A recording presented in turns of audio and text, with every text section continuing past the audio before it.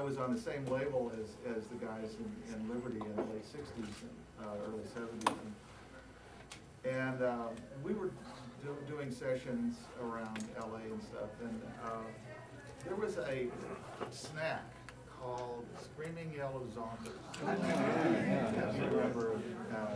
And for some reason, I either had a box of them that I came to a session with or something.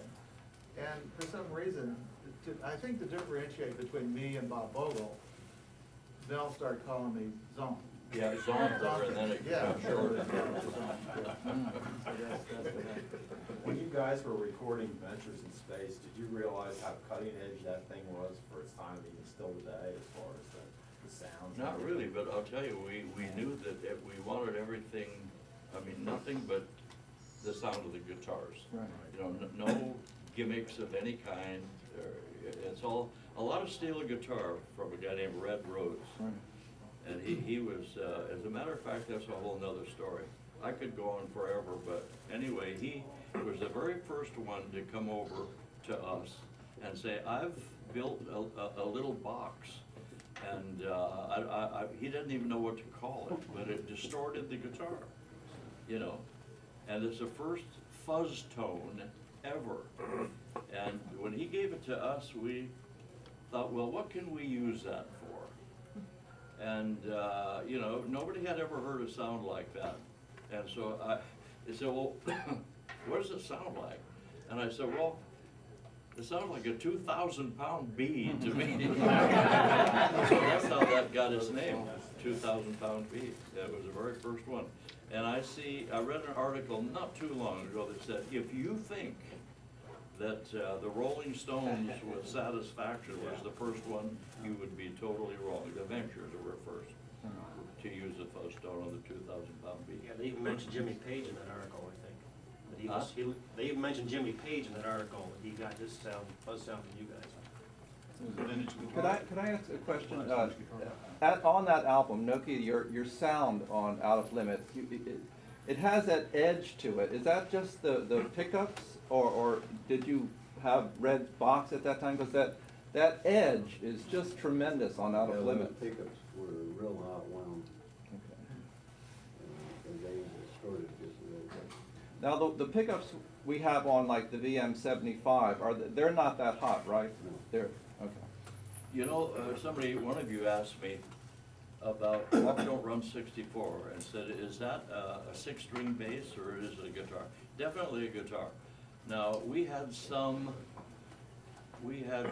engineers that were very clever indeed.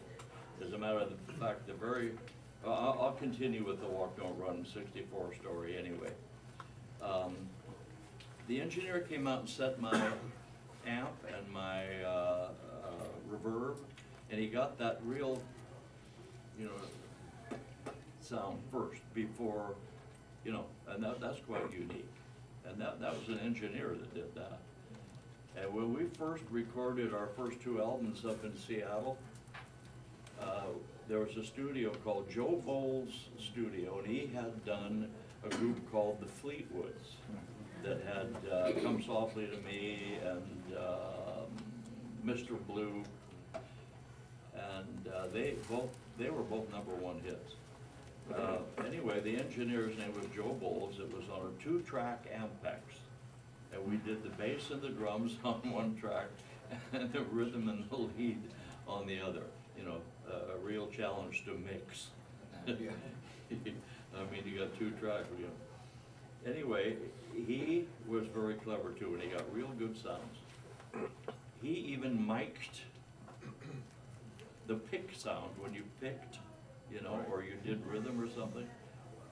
I don't know if you can hear it back there. I do, because I know what he did, you know. And it kind of blends in with everything else, but there's some pretty clever engineers, I can tell you. And we were just lucky enough to get enough of them to get some things that we never thought of. Along those same lines about sound effects, and some of the albums from around 63, 64 in there that sound like keyboards. I think I've read somewhere you said that was someone on sax playing through a Leslie? It is, yeah. Speaker system. Yes. Walk Don't Run 64 is a saxophone played through a Leslie and also Slaughter on 10th Avenue.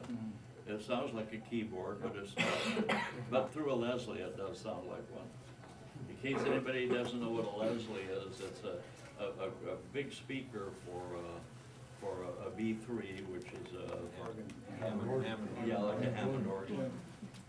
And it gets kind of different wavery sounds and. Well, it rotates. Yeah, It spins around, so you get a Doppler. We created that for the recording of those songs on the Beatles series also. Yeah. That was pretty fun.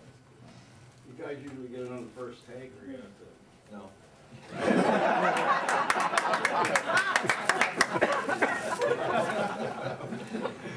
No, sometimes, yeah, sometimes you just burn right through it, it's not, you know, it's. We used to pride ourselves talking about that. To go in, we rehearsed so much, you know, we really did. We went and we rehearsed a song, you know, like the whole album would take. Well, let me just give you an example. When we did the 10th anniversary album, we rehearsed that for 3 months before we ever went into recording, for 3 months. But generally, we used to pride ourselves, we rehearsed so much, to go in, do a first take song, or if we weren't happy with that, at least the second take. We had it down that much, and the only reason it would take a first or second or third take is because the engineer didn't have it quite right, and he needed the time. But we used to pride ourselves in doing one song and mixing it down in 1 hour.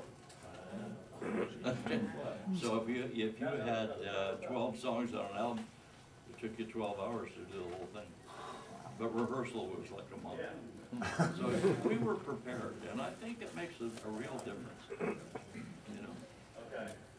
And a lot of times you go in and do something, and the song that you thought was the one that you liked the least, everybody seems to like the best. I don't know. From a UK point of view, I never felt you got the recognition you deserved. I've always felt you had the shoulders of everyone else. I'm familiar with the British scene, but I don't think that was down to the British public. I don't think you were ever promoted properly in the UK. No, well, for And I one can thing, you know. include the shadows in that as well. No, yeah, I know. But I'll tell you, it was very disappointing for us